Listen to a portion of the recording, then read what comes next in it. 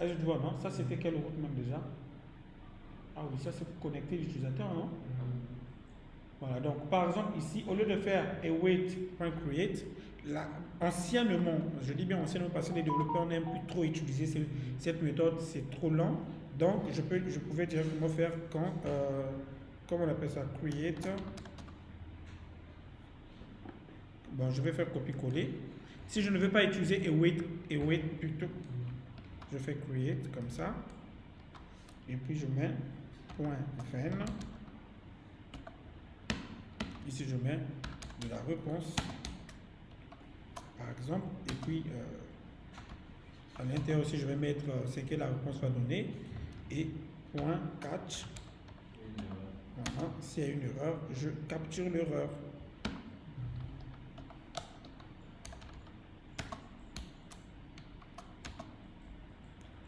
Donc cette méthode de faire, ok, en fait c'est des méthodes utilisées par des fonctions asynchrones. Donc ici en fait c'est la même chose, on est en train de lui dire exécute cette commande, ok. Si la réponse tout est bien passé, alors voici ce que tu vas faire dans le then qui veut dire voici ce que tu vas faire. Au cas où tu as une erreur, alors tu le captures. Est-ce que tu comprends? Maintenant, cette méthode, sauf que les développeurs n'aiment plus l'utiliser. Pourquoi? Parce qu'ils trouvent ça trop long. Alors qu'avec un système de await, c'est une seule ligne en fait. Mais sauf que await ne capture pas les erreurs. Pour que await capture les erreurs, il faut le mettre dans notre bloc try catch. On lui dit essaye d'abord d'exécuter ceci. S'il y a une erreur, alors tu le captures en fait. Mais si tu ne veux pas utiliser le try catch, tu utilises cette méthode. Tu comprends, non? C'est tout simplement ça la différence. Excusez-moi. Ok. Donc, ce que je disais, on va essayer de retravailler cette histoire de token ici. La dernière fois, quand on a essayé de se connecter, permettez-moi, je vais vider tout ce qui est le local host ici. Me permettant. Hein?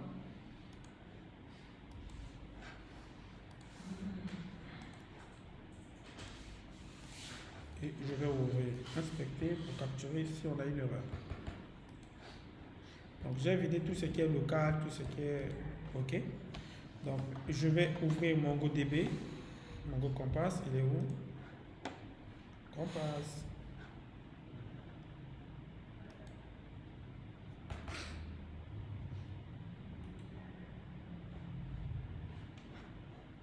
Donc j'exécute notre connexion. Donc ici on avait notre utilisateur. Bon, je vais juste rester avec Swapui auquel on maîtrise le mot de passe.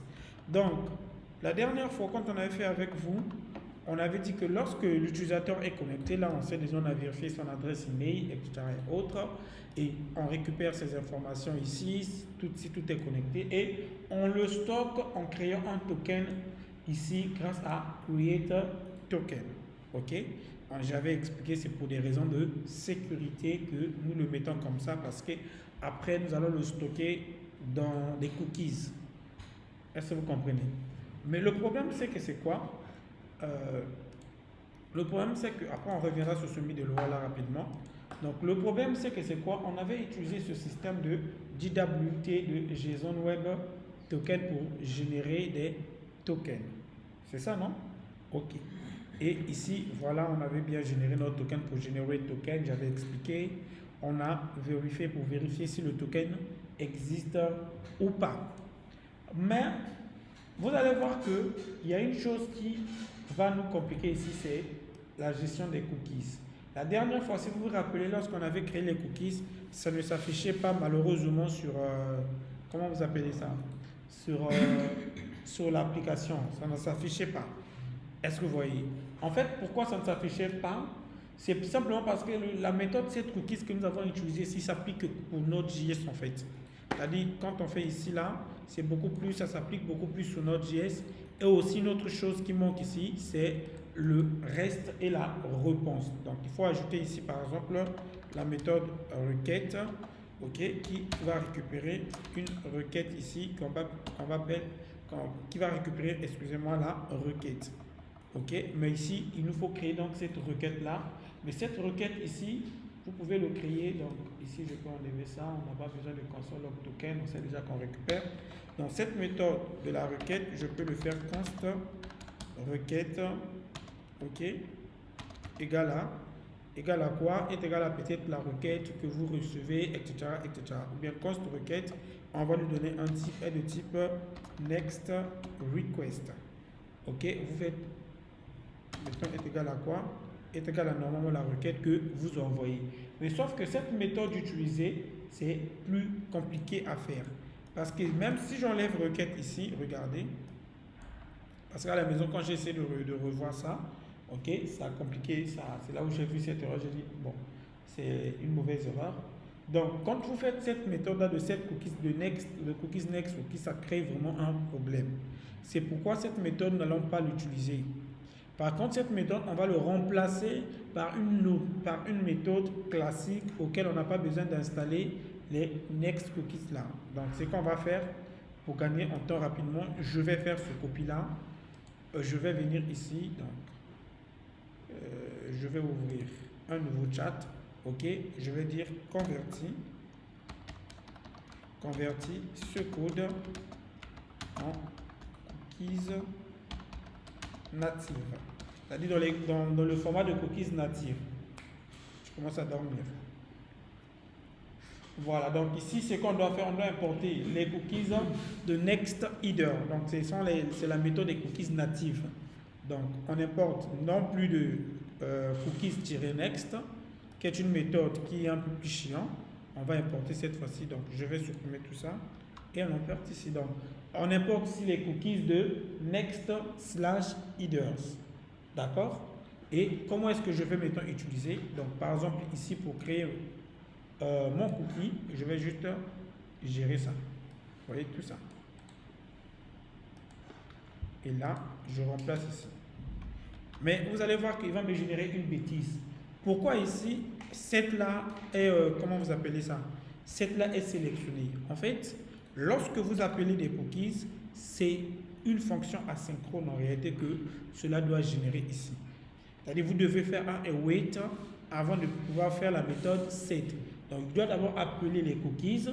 Ensuite, après avoir appelé les cookies, est-ce que vous comprenez? Il peut maintenant faire ajout set pour ajouter. Ce qui veut dire qu'ici, donc tous ces mots cookies là, comme ça, vous faites juste X comme ça. Vous ouvrez simplement la parenthèse. Excusez-moi. Vous ouvrez tout simplement la parenthèse. Et vous mettez await. Voilà. Vous avez là vraiment.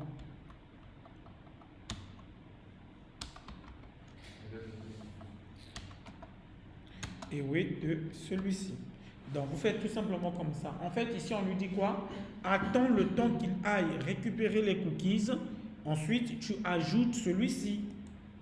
OK? Et ici, voilà, ça, j'avais déjà expliqué. Donc, le reste, c'est la même chose. La seule chose qui change, c'est ici. Vous comprenez, non?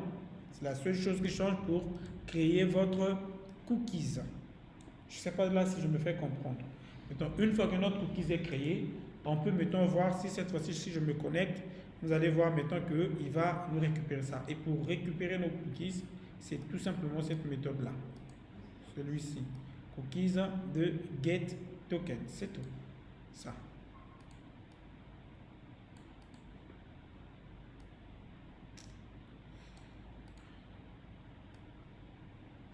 C'est tout simplement cette méthode-là.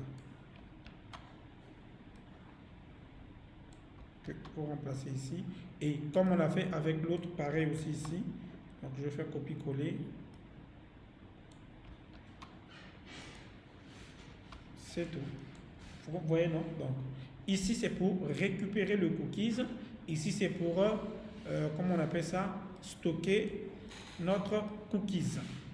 Est-ce que vous comprenez? Donc la méthode set c'est pour stocker, la méthode get c'est pour récupérer. C'est comme lorsqu'on fait avec le local storage, etc. etc. Et pour le supprimer, c'est tout simplement cette méthode-là que nous allons parler plus tard. Là, mais je le colle quand même déjà pour un début. Et puis on reviendra de ça tout à l'heure. Et je fais copier-coller pour gagner en temps. Voilà. Ensuite, nous allons y revenir. Celui-ci, ce sera une fonction de type déjà asynchrone. Ok, ensuite on va revenir sur la déconnexion là. Finissons d'abord là où c'est qui nous est important. Donc, ici c'est qu'on avait dit quoi? Donc ici, il va nous créer notre cookies quand la personne vient se connecter. Donc d'abord, la première des choses, on génère le token. Une fois qu'on a fini de générer le token, ensuite, qu'est-ce qu'il va faire? Il va ajouter le token dans les cookies, il va le sauvegarder là-bas.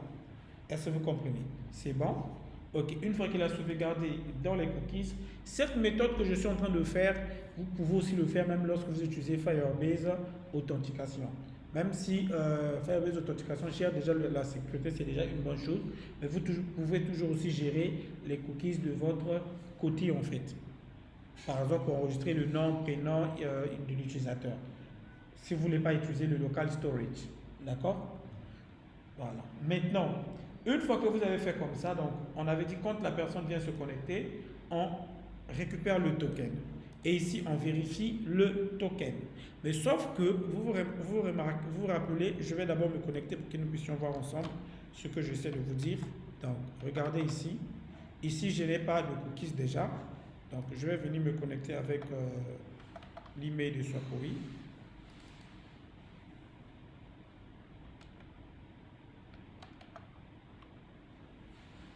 Je me connecte. Le mot de passe, c'était quoi déjà? Comme ça, non? Ok.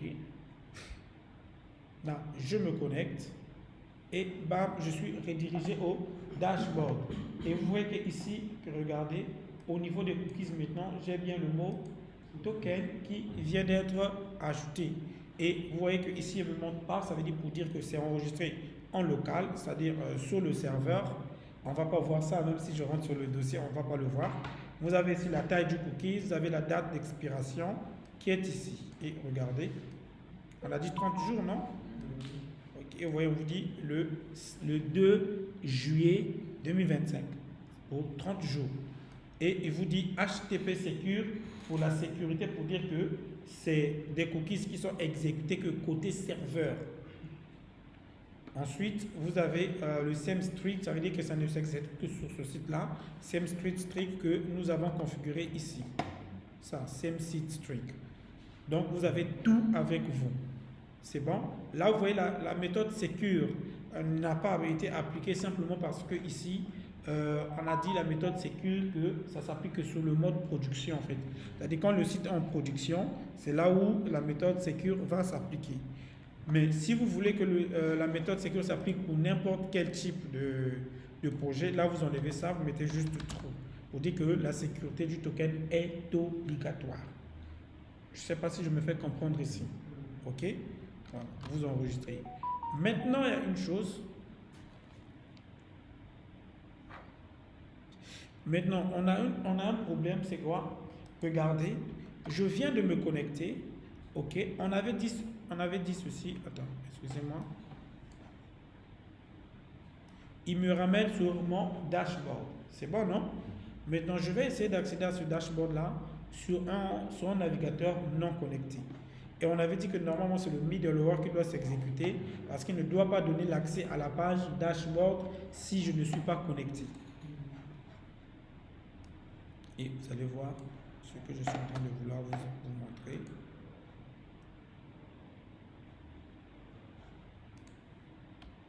Je vais faire ceci et j'accède, bam, je suis toujours à la page dashboard. Et pourtant, je ne suis pas connecté à ce navigateur-là. Même si je vais ici, regardez, je vais supprimer les paramètres du site. Supprimer les données. Vous voyez, non? Je viens de supprimer et je réactualise. Bam, je suis toujours ramené à cette page.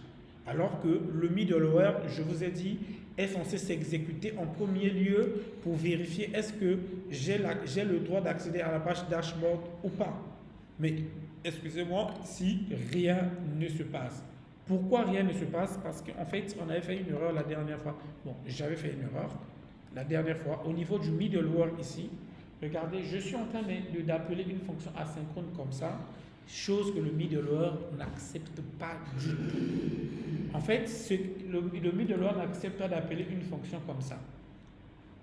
Ok, donc ce que je suis censé faire en fait, je vais enlever tout ce qui se trouve à l'intérieur. Donc, qu'est-ce que je viens de faire? Je supprime ça comme ça. J'ai plus besoin de mettre une fonction ici. Mais par contre, cette fonction-là, je lui dis que tu es une fonction de type asynchrone.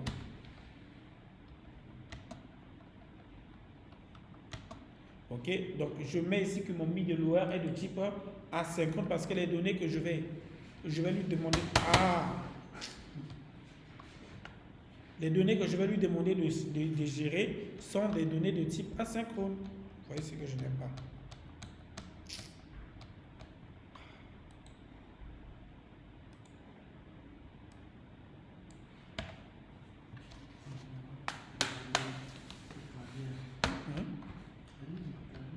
Voilà, c'est le clavier qui fait ça. Donc je colle ici et ici j'ajoute le mot-clé asynchrone. Ok? Donc en faisant comme ça, qu'est-ce qui va se passer?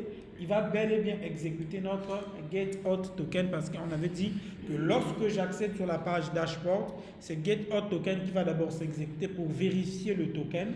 Et s'il arrive à récupérer le token, alors il peut maintenant, comme on avait dit, gérer cette partie de requête ici. Donc il peut me générer ce machin truc. On est d'accord? Ok. Maintenant, il y a une chose, c'est cette URL-là aussi qui a un problème. Cette URL-là, il faut ajouter un truc, mais je vais demander à l'IA de le faire pour nous. Ici, je vais lui dire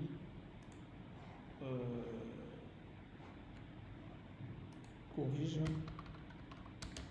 cette ligne. Il y a un mot là qu'on ajoute, le new, après c'est l'autre truc là qui m'échappe un peu à la tête. Ah, l'IA idiot que tu es. Voilà, c'est là. Ok, request.url, ça. Donc on doit ajouter ce mot-là ici. Donc, au niveau du middleware, je dois ajouter la requête qui est de type request. C'est comme si lorsque je fais appel pour appeler à un post, etc. et autres. Et donc maintenant ici, je vais dire est égal à new URL, ok, virgule de la requête point URL. C'est tout.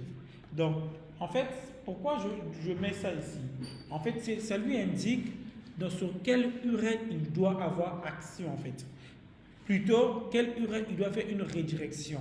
Donc, si et seulement si le gars qui se connecte là n'a pas accès aux données, alors il le redirige sur la page comment on appelle ça, sur la page de connexion. Dans le cas contraire, il le connecte à l'utilisateur. Et on va tester, on va voir. Si je reviens sur Brave ici, je vais essayer d'appeler. Bon, vous voyez que là, automatiquement, il me redirige ici. Donc, même si j'essaie d'accéder à nouveau sur /dashboard, vous voyez que je suis ramené à la page de connexion en fait. Exact. Et si je viens maintenant sur là où je me suis connecté et que j'actualise, là aussi je suis ramené à la page de connexion. Alors pourquoi? Ici je me suis connecté. J'ai bien mon token ici. Je vois bien mon token qui est là. Mais pourquoi je suis ramené à la page de connexion? C'est là où je voulais qu'on puisse voir. On va juste terminer ça et puis demain nous allons faire les ajouts et les modifications des projets. C'est bon? Donc, pourquoi ça me ramène toujours sur la page de connexion? J'ai essayé de revoir ça à la maison quand j'étais en train de préparer mon cours et je me suis rendu compte que, en fait, je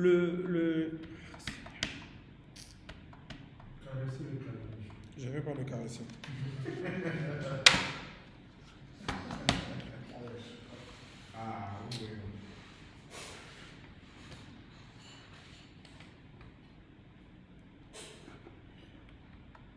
Donc, je disais, comment on appelle ça? En préparant mon truc, je me suis rendu compte que le middleware ici ne peut pas exécuter le JW, le JSON Web Token en fait. Ici, on est en train de lui dire de faire quoi? De getAuthToken. Or, que fait getAuthToken? getAuthToken ici, vous voyez, c'est là, il appelle le JSON Web Token pour décoder le token qu'on lui envoie. Est-ce que vous voyez? Alors, qu'est-ce que en réalité le token là nous donne? Regardez. Donc c'est ça, Verify Token. C'est ça, non? OK. Regardez ce que ça nous donne. Je vais capturer l'erreur. Je vais dire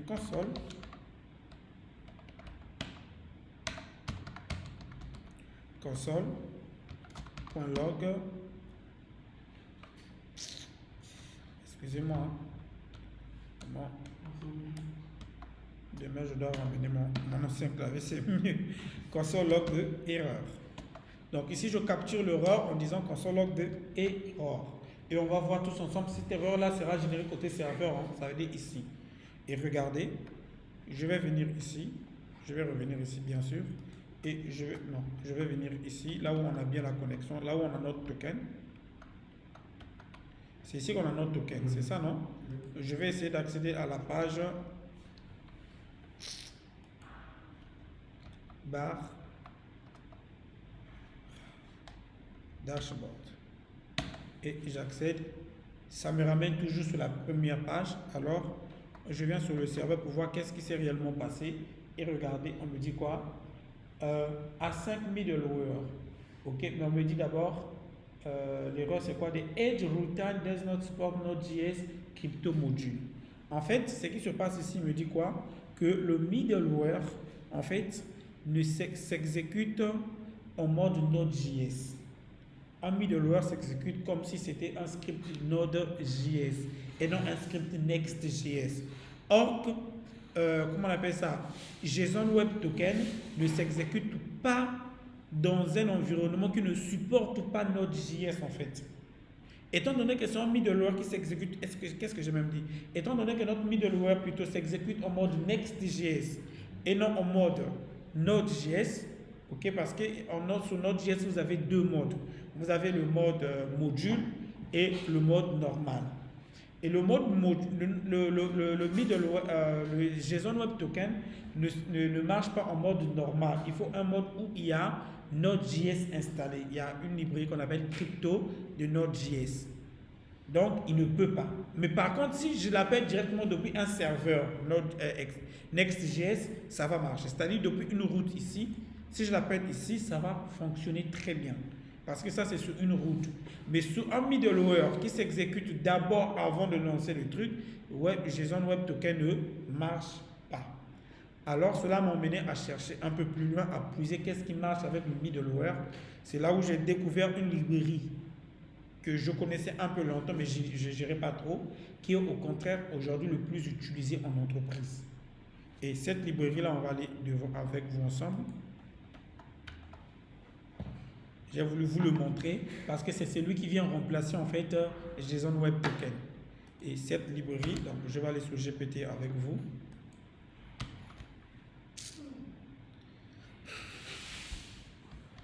Je vais déconnecter le truc de la déconnecter. Quel truc Bluetooth? La petite flèche. Malgré que je fais, ça fait pareil mon frère, je suis fatigué avec. Déjà que ça m'a fait dépenser 4 000 pour rien.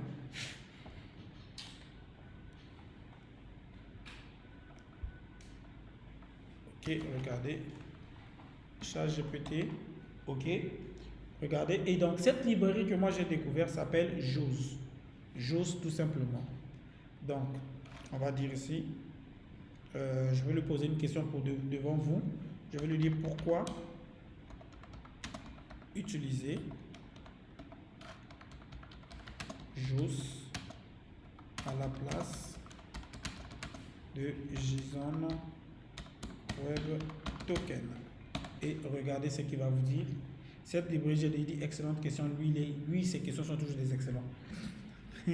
Dit JSON et JSON Web Token sont deux bibliothèques populaires pour travailler avec les JSON Web Token.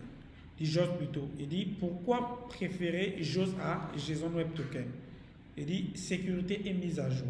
Il dit JAWS est beaucoup plus actif en termes de mise à jour et de correction. Et c'est vrai, quand on va sur NPN ici, on va aller rapidement. Si je vais sur NPN, le site de NPN, et je vais chercher ici JAWS, ici, regardez, la toute dernière mise à jour ne date que d'un mois de JAWS. Et le nombre d'utilisateurs ne fait qu'augmenter à JAWS. Mais par contre, si je recherche JSON Web Token, Pourquoi ça ne sort pas? JSON Web Token, regardez, ça c'est ça. Vous voyez que ça date de 2 ans. Ça veut dire que c'est une bibliothèque qui n'est plus mise à jour. Est-ce que vous voyez? Ça a été beaucoup utilisé, mais JOS est venu le remplacer en fait. Et ça, je l'avoue, je connaissais JOS, comme j'ai dit, je ne gérais pas, mais face à ce problème-là, j'ai essayé de puiser un peu avec GPT. Et ben, je me suis rendu compte qu'il y avait JOS que j'étais en train d'ignorer, qui était le mieux placé aujourd'hui. Donc, il vous dit, exemple, JSON Web Token a eu plusieurs failles de sécurité non corrigées pendant longtemps, notamment là, bon, je ne vais pas lire tout ça, alors que JOS a été conçu avec la sécurité en priorité. JSON Web Token est une bibliothèque plus ancienne et n'est plus activement maintenue comme avant. La dernière version majeure est assez vieille. On a vu ça. Il dit conformité au standard. JOS est conforme au standard actuel. Okay? Il prend en charge le JWS, JSON Web Signature, ce que JSON Web Token fait déjà. Et ensuite, il prend aussi le JWE, JSON Web Encryption. C'est ça que nous allons utiliser avec vous. Pourquoi? Vous vous rappelez la dernière fois, lorsque nous avons demandé à ChatGPT de décoder notre token, il avait décodé ça. Ok. Pourquoi? Parce que le JSON Web Token fait que du JWS, qui est juste le JSON Web Signature. Alors que JOS a intégré le JWE qui lui permet d'encrypter les données en fait. C'est-à-dire que personne ne peut avoir accès à ces données s'il n'a pas la clé de sécurité. Est-ce que vous voyez? Ensuite, il a mis le JWK, JSON Web Key, le JWT, JSON Web Token que nous connaissons. Il dit JSON Web Token est limité et parfois implémenté partiellement par les standards. Type TypeScript et ESM supportés nativement. JOS a un support, voilà. Donc, JOS est très important et voilà comment on peut utiliser ça aussi facile. Mais nous, voilà, ça si vous voulez utiliser le JSON Web Signature, ici, c'est ce que je dis, non, avant, ça c'était le JSON Web Token et ça c'est JOS. Comment générer des tokens avec JOS. Et l'autre avantage, c'est que JOS est exécuté même par le middleware de Next.js.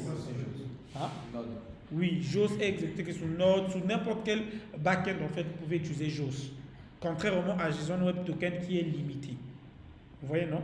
Maintenant, moi ici, c'est que je vais lui dire, donne-nous un code pour JWE avec JOS. Le JWE qui est le JSON Web Encrypted pour pouvoir encrypter les données. Voilà. Il dit déjà, voici un exemple de JOS pour JWE, voilà, chiffré, etc. Donc la première des choses, nous on va installer JOS. Je vais expliquer au fur et à mesure. Là, GPT ne va pas expliquer. Donc on va installer JOS. Donc, c'est que déjà, je vous recommande désormais, si vous voulez encrypter vos tokens, utilisez JOS parce que c'est le plus utilisé aujourd'hui en entreprise. C'est le remplaçant de JSON Web Token qui a beaucoup travaillé. Ok. Ensuite, on va rester avec GPT. Donc, ici, il nous donne, on va importer tout ce machin truc. Donc, on va rester vraiment sur GPT. Je vais le faire. Bon, ce qui veut dire que celui-ci, plus besoin d'utiliser le JWT. Ça, ne vous en faites pas, on va all import as in use it, c'est normal, on va le gérer tout à l'heure. Ensuite, ici, il nous dit pour créer la clé secrète, vous voyez déjà ici, on doit encoder tout ça et vous mettez votre clé secrète de son machin truc. Donc, ce que nous, on va faire, c'est quoi? Je vais copier tout ça, ça c'est pour la clé secrète. Ok? Et vous vous rappelez, nous, on a déjà notre clé, hein, c'est là. Donc, tout simplement, ce qu'on a à faire, c'est quoi? C'est de faire ceci.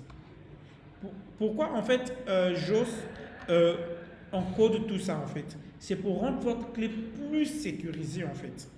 Étant donné que nous, on a une clé qui est très simple, mais le fait pour lui, il va l'encoder, il va le rendre plus sécurisé. Donc, difficile à déverrouiller, en fait. Vous comprenez, non? On encode notre clé. Donc, je vais dire ici, pour qu'à la maison puisse comprendre clé de sécurité. Ici, non, c'est obligé, tu le laisses.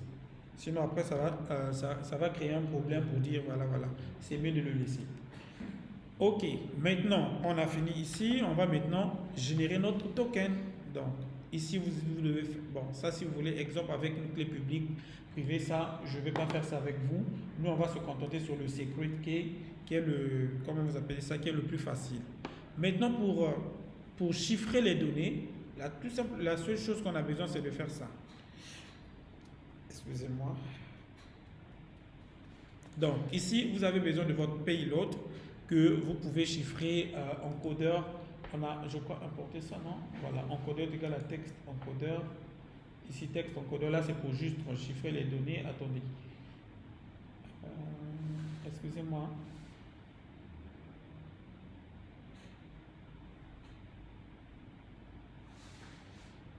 Voilà, donc ici, après, on va récupérer tout simplement ça.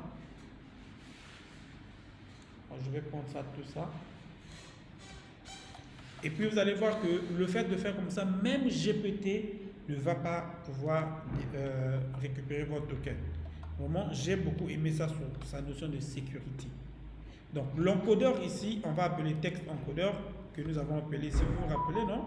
Ok, on va l'appeler, excusez-moi. Ensuite, ici le payload qui est notre fameux truc, vous vous rappelez de ça, non? Notre fameux payload ici. Et on va appeler encodeur. Et ici, on va appeler... Attendez, ici, je vais donc changer le nom. Je vais l'appeler token. Qui va générer, bien sûr. Et là, c'est payload. Notre payload. Voilà. Et là, il y a un petit truc, excusez-moi. Ensuite, on va copier tout ça. Déjà, je vais faire ceci pour qu'on puisse demander à GPT de décoder ça. On va voir si ça marche ou pas. Et là, on code ça comme ça. Vraiment, ce que je fais, c'est du copier-coller. Donc, vous aussi à la maison, et vous pouvez toujours faire votre fameux copier-coller si vous voulez. Voilà, c'est pas quelque chose d'en soi difficile. Ici, ça, c'est notre secret, notre clé. Ça, vous vous rappelez, non? Notre secret key. Après, pour là, vous pouvez appeler ça secret key pour dire clé secrète. Hein? Voilà, secret key. Voilà. Et ici, ça me manque ceci. Ici, vous devez mettre ça une fonction asynchrone. Voilà, le temps pour lui d'aller tout gérer. Voilà, vous comprenez, non? Ok. Ok. Donc ça, ce qu'il vient de faire ici, ça c'est le header. Il ajoute une politique de header avec un type d'encodeur qui est le A256 GCM. C'est un système d'encodeur un peu plus sécurisé en fait. Donc vous faites simplement ça pour générer un token. Donc ici, notre payload. Ici, ça va être remplacé par le mot token. C'est tout. Maintenant, on va faire un return de ça. Non, excusez-moi, ici on a dit token, non? Donc je vais l'appeler data.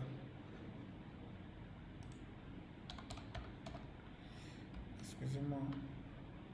Je vais l'appeler data comme ça. Data. Et là, on va faire return de data parce qu'après on retourne le token. C'est ça, non? Ok. Ok, c'est un peu plus facile à comprendre. Je vais faire comme ça.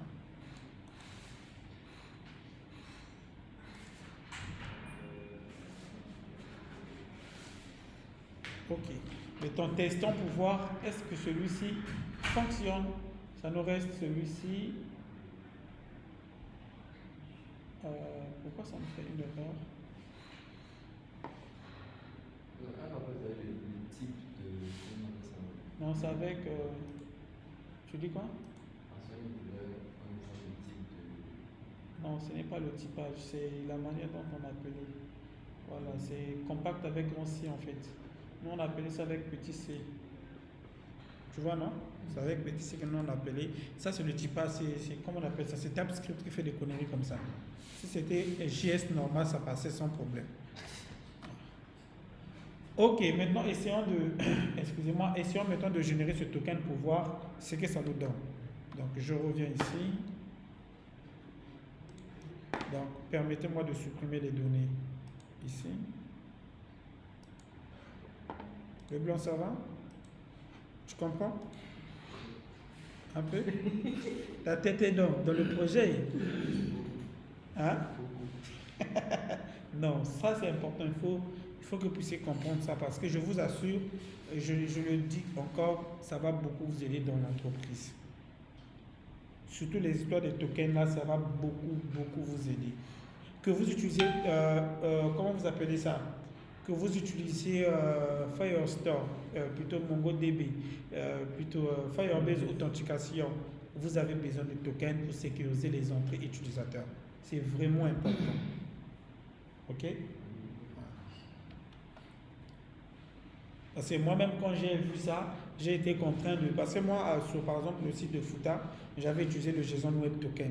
Mais dès que j'ai vu qu'il y a JOS qui lui a remplacé, j'étais obligé de refaire, de convertir les JSON Web Token en JOS. C'est très important. Bien que là-bas, j'utilise authentification de Firebase, mais je gère les cookies en fait, pour sécuriser les entrées utilisateurs parce que c'est important pour la connexion, plutôt pour la sécurité des données. Ok, donc je vais accélérer rapidement. On va juste terminer par là, puis on va rentrer à la maison. Aujourd'hui, on n'a pas besoin de mettre du temps ici. Je copie. Ensuite, je fais ceci. Si j'insiste, tout ça, c'est pour votre bien. 1, 2, 3, 4, 5, 6, 7, 8. C'est ça, non? Oui, c'est ça. Et on va, donc ici, pourquoi le token n'est pas parti? Je vais d'abord faire ça. Ok, on n'a pas de token, on va voir ce que ça va nous générer. 1, 2, 3, 4, 5, 6, 7, 8. C'est ça. Et on se connecte. Bam. Ok, on a bien un token qui vient d'être généré. Et regardez que ce token est un peu bizarre. Hein. Vous voyez, non? Oui, en fait, ce token est un peu bizarre parce qu'il y a une chose que je n'ai pas fait. Étant donné que c'est une fonction asynchrone, est-ce que vous voyez? Ici, c'est une fonction asynchrone. Ok, donc ici, normalement, moi, je dois, comment on appelle ça? Je dois m'attendre à des données, en fait. Il m'a dit une chose même, et wait, vous voyez, non? Voilà. Invalide content encrypted key length. Là, il me dit c'est une length, c'est invalide. Quoi? Invalide encrypted key length. La longueur de la clé n'est pas valide. Pourquoi il m'a fait chercher cette erreur-là? A5, contrôle, machin truc. Attendez, vous voyez, il me dit que la longueur de la clé n'est pas valide. Ça m'a retourné une bêtise. Bon, déjà, ce qu'on va faire, vous savez que c'est une fonction asynchrone, non? Donc, nous, on avait déjà dit tout ce qui est fonction asynchrone, on fait quoi? Voilà, pour mieux capturer nos erreurs.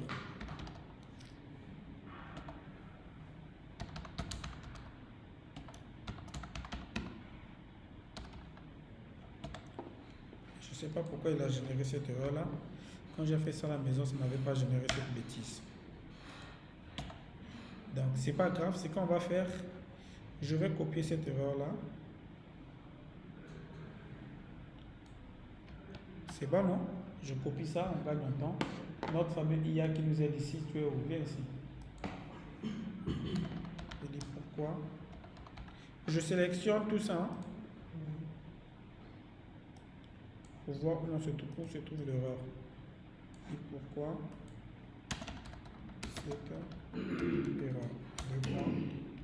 On lui donne comme ça, il va nous aider.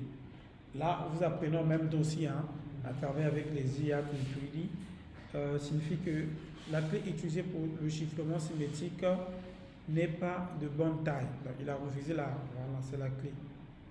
Vous voyez, non? Et pour l'algorithme, la clé doit faire 258 bits, soit 32 octets. Ah, ça veut dire que notre clé était trop lente en fait. Tu utilises ceci. Ici, voilà, est une chaîne trop longue ou trop courte, la clé générée n'aura pas la bonne taille. Je veux dire une solution, c'est quoi? Row secrète.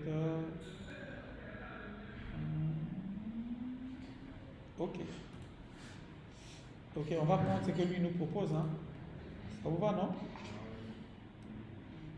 On va garder notre clé, mais on prend ce que lui nous propose. Ici. C'est où est-ce qu'on génère même la clé en question ici.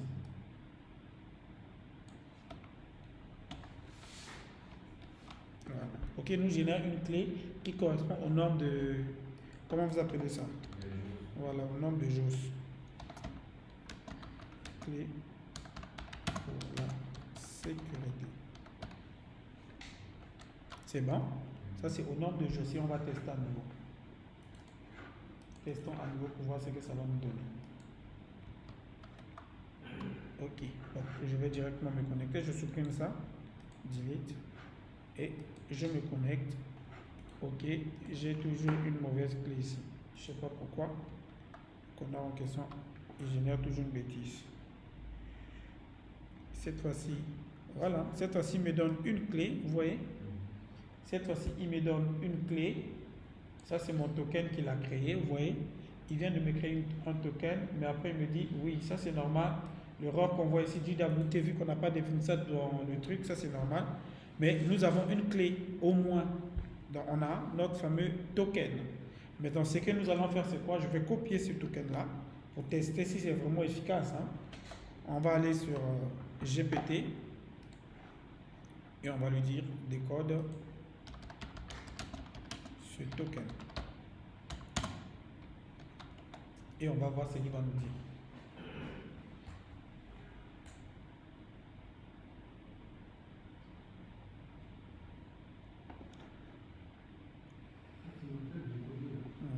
Parce qu'il dit déjà, bien sûr, voici le token que tu as donné.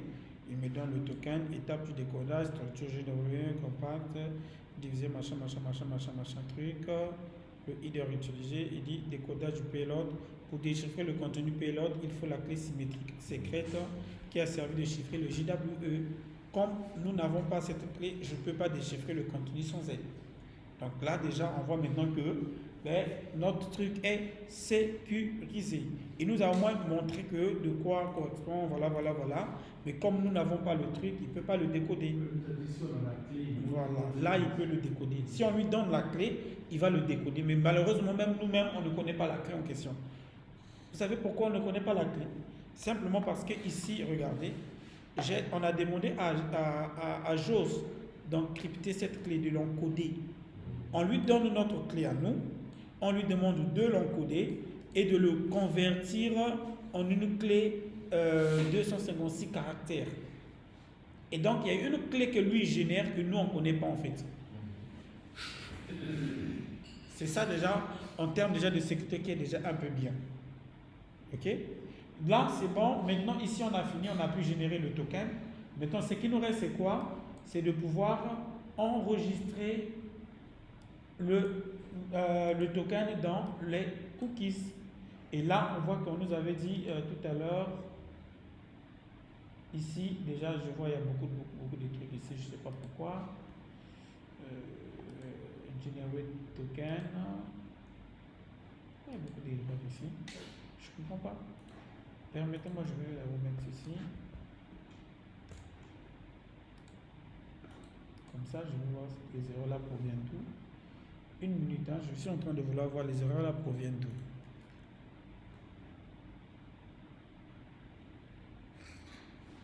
Les erreurs là proviennent d'où?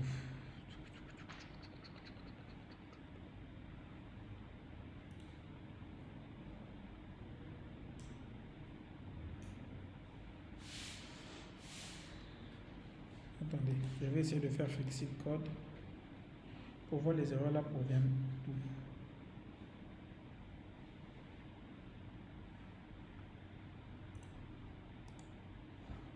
Ça provenait d'où même? Mais moi, je ne sais pas. Ah oui, il a juste ajouté le token là comme ça en fait. Mais le cas où si générer token, étant donné que c'est une fonction asynchrone, le temps d'attendre la réponse en fait. S'il ne le trouve pas, alors il peut nous faire un token comme ça en fait. Tu vois, non? Il nous donne le token ici. Il y a 2 points d'interrogation à ça. Où? Quel 2 points d'interrogation ça? Ça c'est pour dire qu'au cas où si tu ne trouves pas le token, tu le laisses la valeur à vide.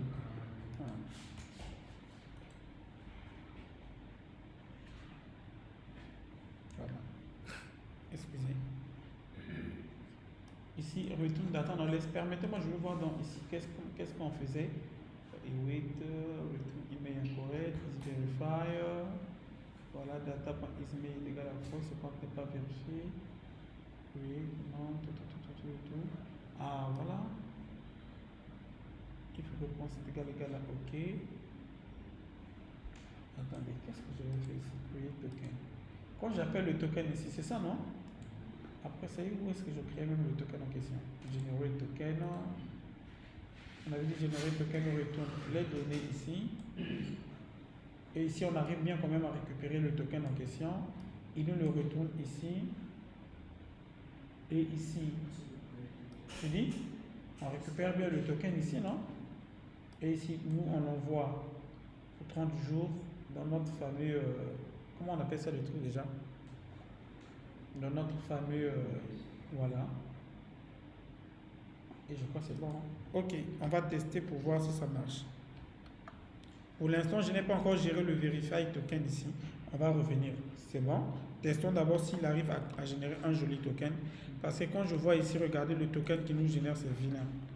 Vous voyez? Ce n'est pas le token que nous, on veut voir. Ok. Monsieur Bombaka? Non. Se connecter. Ok, cette fois-ci c'est bon. On a notre token maintenant qui est là, généré sans problème. C'est une bonne chose. Ça pourra se connecter. Maintenant, il faut décoder ça. Parce que notre middleware, on a dit que dans notre middleware, ne peut avoir accès au dashboard que quelqu'un, donc le token est valide en fait. Est-ce que vous voyez? Même si tu te pour toi connecter, on a généré un token pour toi. Tant que ce token n'est pas déclaré valide, tu ne peux pas te connecter. Est-ce que vous voyez? Ok. Maintenant, on va gérer rapidement donc la connexion. Ici, on a get token. Donc, ce qui nous importe ici, c'est verify token. Ici, si je viens en ville, cannot find verify token. Ça, c'est normal. Je l'ai mis en commentaire. Vous vous rappelez, non? Ok. Je l'ai mis en commentaire ici. Donc, verify token, nous, on n'utilise plus la méthode de JWT. Donc, on va aller sur notre fameux GPT. Où est-ce qu'on a notre fameux truc? On était où déjà? Ici. Donc ici, on a créé notre, comment vous appelez ça? Notre truc, créé, ok. Maintenant, pour déchiffrer le token, on a tout simplement ceci. Exact. Parce qu'il y a une chose aussi que je dois vous dire. Vous voyez que GPT nous donne deux possibilités. Vous avez ici avec une clé asymétrique et une clé symétrique. Je vais expliquer. La différence, en fait, c'est quoi ici? Si vous utilisez la clé asymétrique, c'est plus de sécurité en fait. Par contre, la clé symétrique, c'est une sécurité, mais asymétrique a plus de sécurité. Pourquoi? Parce que le fait d'encoder avec la clé symétrique, en fait, il va faire ce qu'on appelle par le code qu'utilisent par exemple les banques. Donc, il va vous créer une clé publique et une clé privée. La clé publique va servir de chiffrer le token et la clé privée va servir de déchiffrer le token en fait.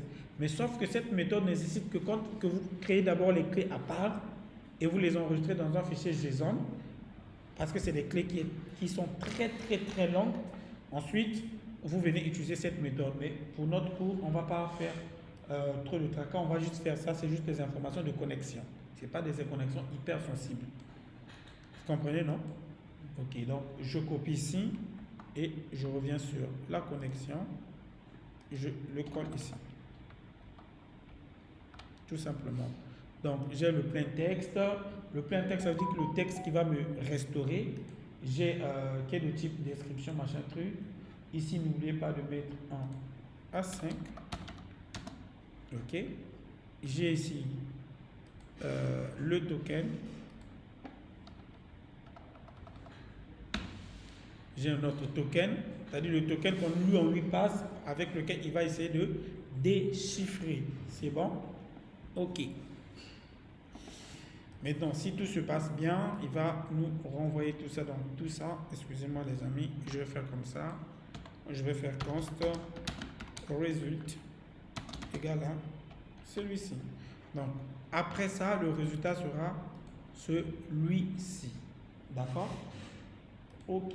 Et ici, on peut mettre de result.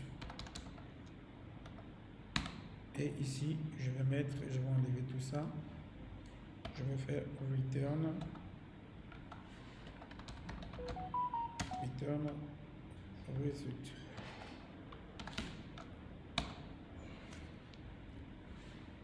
C'est tout.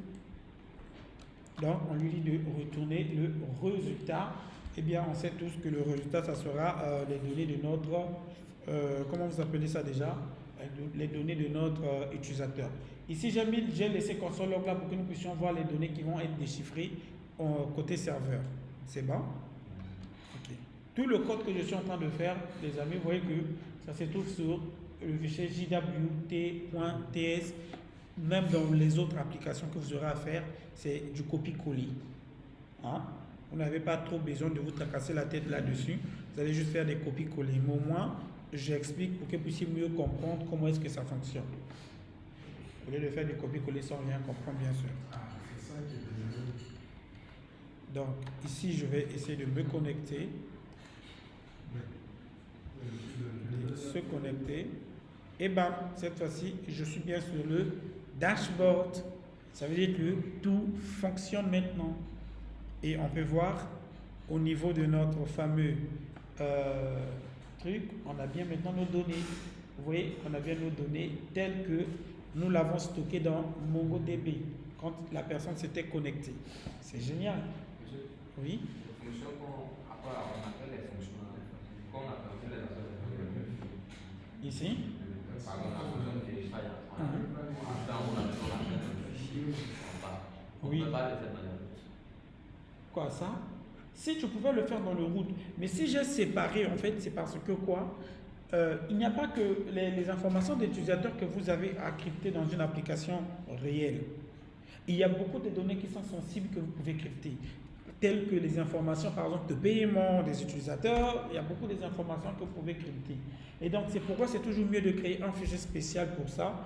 Et par exemple, si vous avez besoin de crypter, de générer un nouveau token, peut-être une autre information, qui n'est pas celui de, comment vous appelez, celui de l'utilisateur, vous appelez la create connection.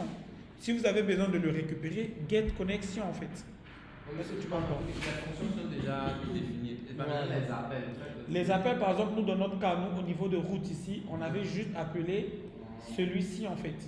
Create token. C'est create token qui va. Ça, c'est quand la personne vient se connecter, on crée create token parce qu'on a besoin de générer son token. C'est bon? On a appelé create token, il va le générer, il va créer son token. Et maintenant, le middleware, je vous avais dit, ça s'exécute. Hein, ça va s'exécuter à chaque fois qu'une personne va essayer d'accéder à cette route-là. La première des choses qui va s'exécuter, c'est le middleware. Est-ce que tu comprends? Et donc, au niveau de ce middleware, on a dit, écoute, quand tu vas t'exécuter, tu vas vérifier le token avec get out token. Tu comprends? Et cette fonction, ça y est là. Get out token. Voilà. On l'a appelé dans notre fameux middleware en fait. OK?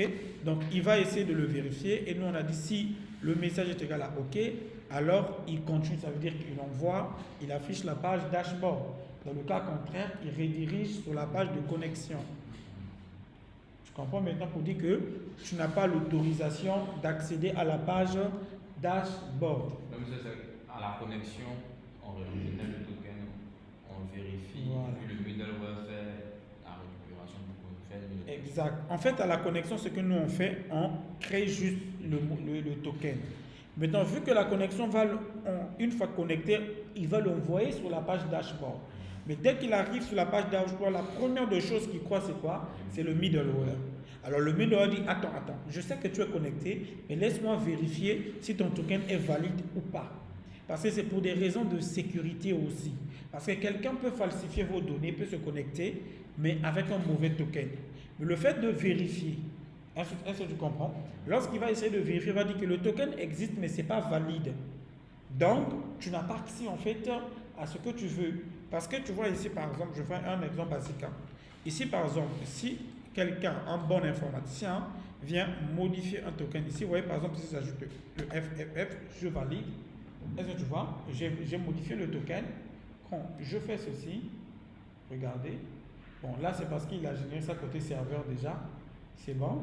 Sinon, si une autre personne venait, il se connecte avec un mauvais token, automatiquement, rien ne va se passer. Ça va refuser. Et vous voyez même ici, on nous dit que le token est sécurisé. Ouais, non? Ici, ça c'est sécurisé. Ok?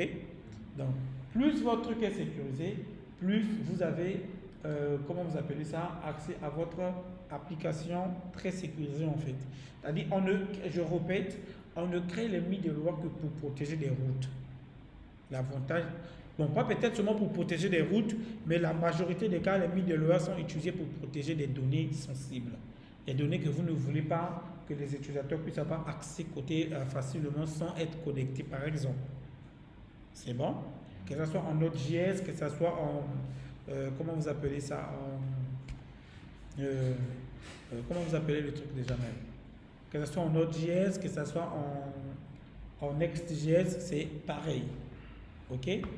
Donc voilà un peu, on va s'arrêter par là aujourd'hui, comment gérer les middleware.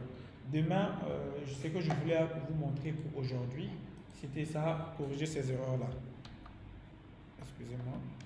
C'est bon? Est-ce qu'il y a des questions à ce niveau-là? Demain, nous allons faire le logout. On va revenir sur ça demain. Ça, c'est juste, le logout là, c'est même le plus facile de tous. Hein? Ça, c'est le plus facile de tous. Ici, c'est juste récupérer cette fonction. Ici, au return, on redirect ça.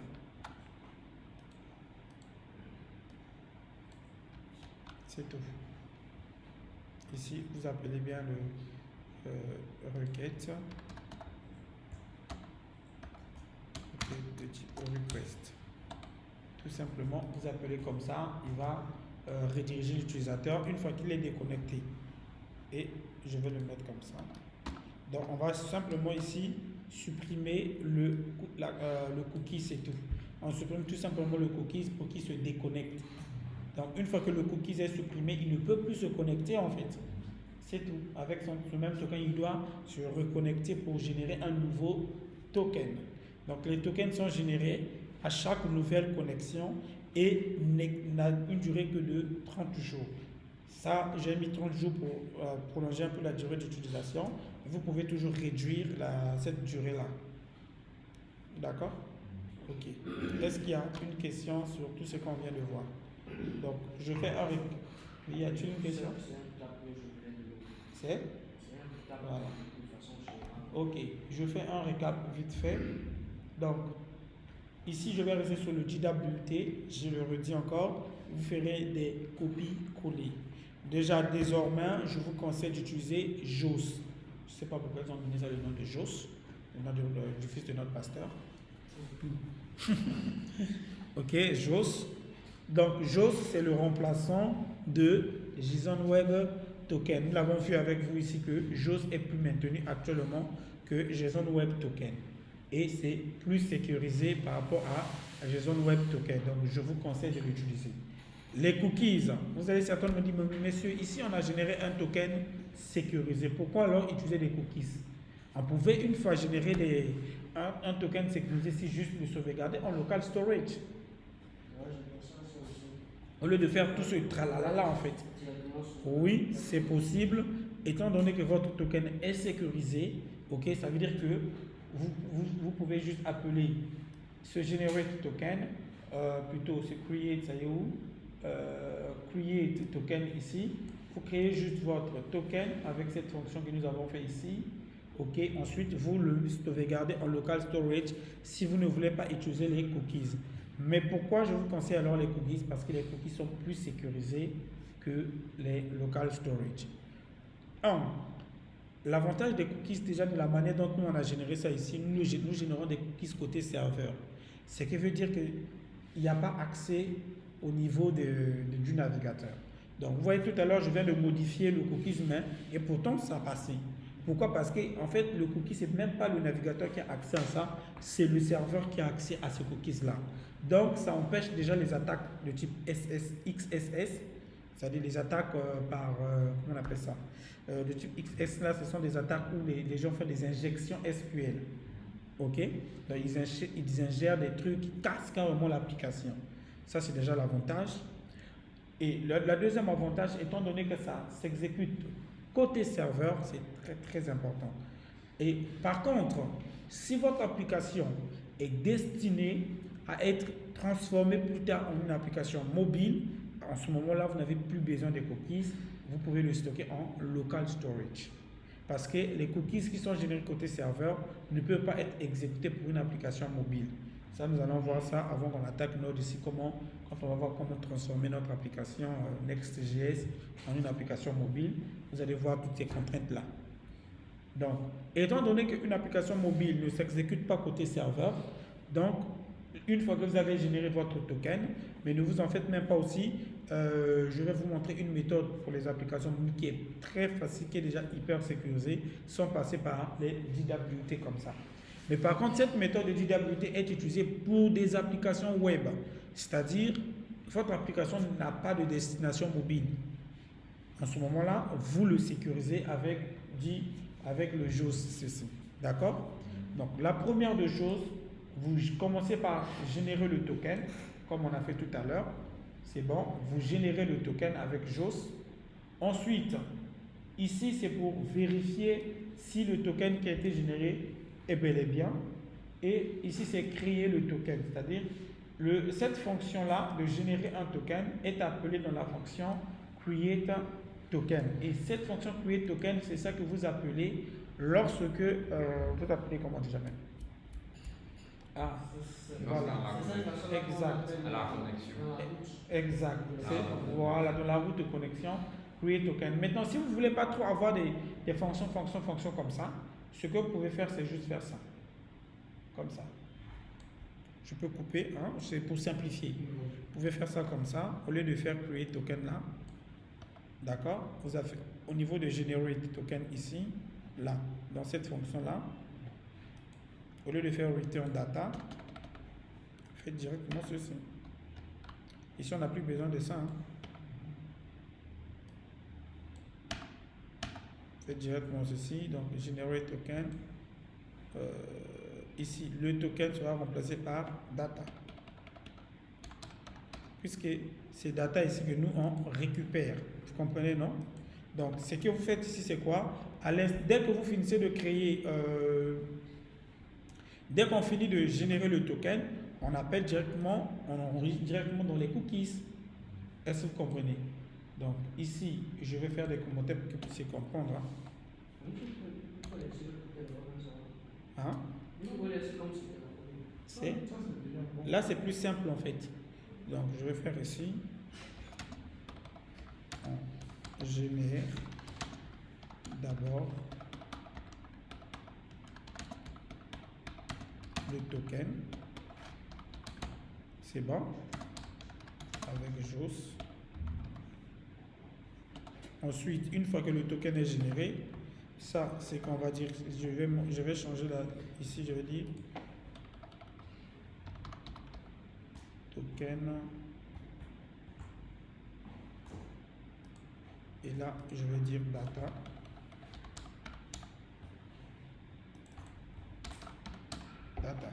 Donc, une fois que le token est généré, ici vous appelez le token. Ok, donc ici on enregistre dans les cookies.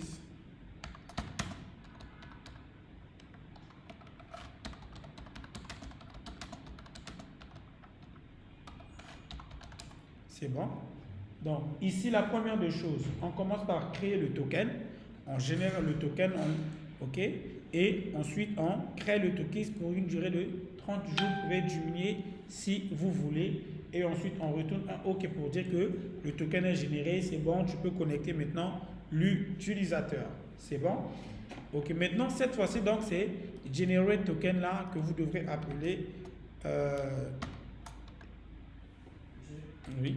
Ici, avec les cookies, voilà. ça joue un peu le rôle de l'espace storage. Exact, mais de façon plus sécurisée. Tu comprends, non? Donc, si, voilà. Comment on appelle ça? Je veux un résumé pour que tout soit un peu clair. Comment on appelle ça? À la connexion, lorsque l'utilisateur va se connecter, on va déjà vérifier son mail M6. Exact. Sur le M6 maintenant, on va récupérer son mot de passe. Ça, on va vérifier si son mot de passe existe. Exact. Avec des clés. Si le mot de passe correspond. Voilà, si le mot de passe correspond. Ok. Maintenant, une fois que le mot de passe correspond, on récupère les. Je pense, pour le process, ça, je ne sais pas si c'est vrai parce que je comprends bien. puis on va revenir sur On ça. récupère toutes les informations De son profil. de l'utilisateur. Ok. Maintenant, On génère maintenant un token pour ça. C'est-à-dire on le sauvegarde, on l'enregistre dans des cookies, mais en générant un token pour ça en fait. Pouvoir genre afficher son nom qui va revenir sur le Exact. page. Comme si on va récupérer ces informations Comme si on- et puis on va coder. C'est-à-dire, voilà, On encode ça pour que va- n'importe qui ne puisse pas avoir voilà, accès à ces on va informations en copier, fait. les informations. Exact. Maintenant, lorsqu'on va copier les informations, maintenant au niveau du, comment on appelle ça, du barreau, du profil et tout, on va faire comme ça va décrypter. Exact, tu as tout compris. On va récupérer les informations. Donc, seule la personne connectée qui a accès à ces informations. Personne d'autre n'a accès à ces informations si ce n'est que lui et lui seul. Donc, Avec, comment on appelle ça, JOS. C'est ça, on va utiliser. Exact. Crypté, décrypté, Maintenant, exact. le cookies va servir De sauvegarder ces informations-là de local storage. Mais sauf que le cookies ne dure que selon un certain temps. Par exemple, nous ici on a dit 30 jours. Donc après 30 jours, ça expire. Ce qui veut dire que la personne doit de nouveau se connecter. Vous comprenez, non? Je vous avais dit tout à l'heure que c'est pour les applications mobiles. Non. Les données doivent être stockées dans le local storage. Voilà, j'ai dit si vous utilisez les applications mobiles, en ce moment-là, les cookies, vous allez utiliser les local storage parce que les cookies ici, nous les générons côté serveur en fait. Et une application mobile ne tourne pas sur un serveur. Une application mobile tourne sur un appareil qui n'est pas un serveur. Est-ce que vous comprenez? Donc, du coup, cookies ici, ça ne va pas du tout marcher. C'est pourquoi, déjà par exemple, Capacitor a créé un système de local storage très sécurisé. C'est-à-dire que toutes les données que vous envoyez dans Capacitor, dans le local storage, Capacitor prend le temps de l'encrypter afin que n'importe qui ne puisse pas avoir accès à ça. C'est comme s'il fait un peu du genre générer un token quoi, pour ça. Vous comprenez, non? Capacitor le garde vraiment. Donc, c'est pourquoi j'ai dit tout à l'heure, si votre application est destinée à être utilisée sur le mobile, en ce moment-là, vous n'allez pas utiliser le JWT, vous allez utiliser le truc de Capacitor, Local Storage Security. Mais par contre, si votre application est destinée à être utilisée pour, comment vous appelez ça, pour le web, en ce moment-là, vous utilisez cette méthode. Maintenant, si l'application est destinée à utiliser les deux, c'est-à-dire le web et le mobile, vous utilisez aussi les deux méthodes. C'est-à-dire que lorsque vous convertissez l'application en mobile, vous prenez tout ce qui devait être enregistré sur le JWT, vous le mettez sur Capacitor Secure Local Storage. Et si c'est pour lorsque vous allez envoyer au web, vous envoyez ça comme ça. Ne vous en faites pas, on va faire un exercice pour ça. C'est bon? Voilà, pour vous montrer comment gérer les deux. J'ai dit, avant de voir notre JS cette semaine seulement, nous allons voir comment convertir une application Next.js en une application mobile. Pour que vous puissiez voir l'importance de ce que je dis. Donc, le résumé, c'est un peu ça. Donc ici, j'ai tout fait. Donc maintenant, ici, ce qu'on va faire, c'est ce generate token que nous allons envoyer dans notre route. Au lieu de create token, nous mettons c'est generate token. Vous comprenez, non? Voilà, c'est tout. Donc, on enlève create token ici. Donc là, c'est plus pratique, c'est plus court. Et pareillement, vous pouvez aussi faire pareillement sur la vérification ici. Là où on vient sur vérifier le token ici, est-ce que vous comprenez? Au lieu d'avoir deux trucs, donc vous pouvez juste copier ça. Ça là, on va le copier. Donc, je peux, ici, vous venez tout simplement ici. Là où au lieu de faire verify, machin truc comme ça, vous allez simplement faire un truc comme ça. C'est bon. Faites juste un truc comme ça. Ensuite, ici, nous avons bien un token ici. Hein. Et pourquoi le token là est comme ça? Tu dis? Oui, c'est token, Ouais. Tu commences ça? Voilà. C'est juste. Voilà. Donc ici, c'est qu'on va faire, c'est data. Ici. Ok. Donc data récupère. Donc on n'a plus besoin de faire ça comme ça. Voilà, donc get token, lui ce qu'il va faire, il va d'abord récupérer le cookies, est-ce que vous comprenez? Ensuite, il vient le décrypter, ok? Et une fois qu'il finit de décrypter, vu que quand il va le décrypter, il va le renvoyer en format texte. Et donc JSON.parse va le reconvertir en format objet. C'est tout. Voilà. Et le get token est appelé dans le middleware. Et lorsque, par exemple, une fois, vous voyez par exemple ici, je me suis connecté, je suis dans le dashboard, je vais appeler par exemple get token pour récupérer l'ID d'utilisateur, tout. Donc partout où j'ai besoin de récupérer les informations utilisateurs, c'est la fonction get auth token que j'appelle. C'est tout. Vous comprenez, non? C'est tout ce que vous avez à faire. Ça va maintenant? Ok. Et donc, voilà un peu le résumé. Donc vous avez ici. Voilà, j'enregistre ça. J'enlève ça. On devrait faire passer le token en paramètre sur un get token. Oh, ici? Oui, on devrait faire passer. Non, ici on récupère en fait.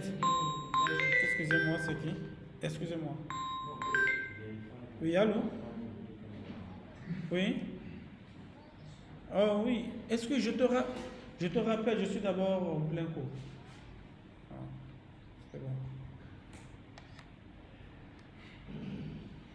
Monsieur, Ouais, tu disais?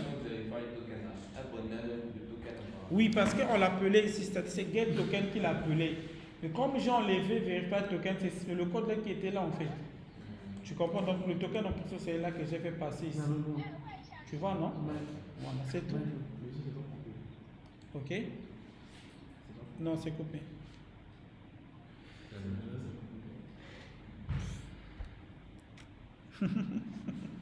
Ok, qu'est-ce que je disais? Qu'est-ce que je disais même? Donc, je disais le token là, tu comprends, non? C'est ça qu'on passait à la fonction verify token. Exact. Comme on a supprimé verify token, on a juste get token ici, c'est ce qui passe en fait. Exact. C'est bon, non? Ça va pour tout le monde maintenant? Voilà. Mollo, hein? Ok, ça va aller, Yako. Et donc là, on a maintenant un truc un peu plus court. Voilà, que vous pourriez faire des copies-coller à chaque fois que vous aurez besoin. C'est un code à faire copier-coller. C'est bon? Donc, on n'a pas besoin de générer de paire là, dans notre cas. Ok. Donc, pour aujourd'hui, on va s'arrêter par là. C'est bon. Demain, nous allons maintenant en continuer pour ajouter, modifier, supprimer des projets pour terminer notre projet. Demain, s'il vous plaît, venez un partant pour qu'on avance un peu plus vite. C'est bon? Voilà. Et si je veux qu'on puisse le voir, c'est parce que comme je vous ai dit, dans votre projet, vous allez utiliser MongoDB. Donc, il faut voir vraiment comment ajouter, modifier, etc. Pour que ça puisse mieux vous préparer pour votre projet. Ensuite, nous parlerons de Node.js.